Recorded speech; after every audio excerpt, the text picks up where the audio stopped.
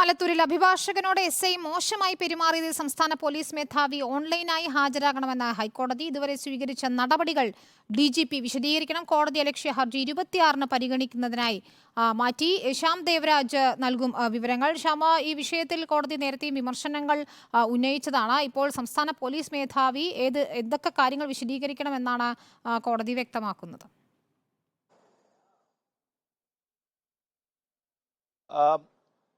ആലത്തൂരിൽ അഭിഭാഷകനെതിരെ SI VR റിനീഷാണ് മോശമായി പെരുമാറിയത്. ഇതിന്റെ വീഡിയോ ദൃശ്യങ്ങളടക്കം പുറത്തുവരികയും വലിയ വിമർശനങ്ങൾക്കിടയാക്കുകയും ചെയ്തിരുന്നു.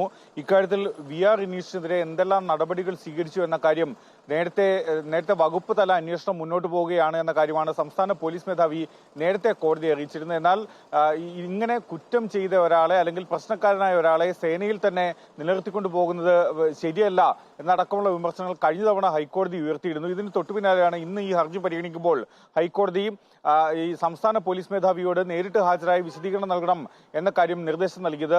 ഓൺലൈനായി ഹാജരാകണം എന്ന കാര്യമാണ് സംസ്ഥാന പോലീസ് മേധാവിക്ക് നിർദ്ദേശം നൽകിയതും. ഈ ഹർജി ഈ മാസം 26-ലേക്ക് പരിഗണിക്കാൻ വേണ്ടി മാറ്റുകയും ചെയ്തു. SI VR റിനീഷിനെതിരെ ഗുരുതരമായ ആക്ഷേപമാണ് നേരത്തെ തന്നെ ഉയർന്നത്. ഇതുമായി ബന്ധപ്പെട്ടൊരു കോടതിയലക്ഷ്യ കേസാണ് ഹൈക്കോടതിയുടെ പരിഗണനയിലുള്ളതും.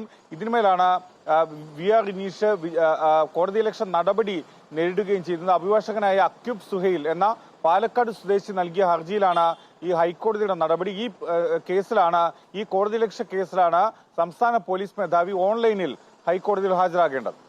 ശരി, ശ്യാം ദേവരാജാണ് വിവരങ്ങൾ നൽകിയതായാലും വിഷയത്തിൽ സംസ്ഥാന പോലീസ് മേധാവി നേരിട്ട് ഹാജരാകണമെന്നാണ് ഇപ്പോൾ ഹൈക്കോടതി നിർദ്ദേശിച്ചിരിക്കുന്നത്.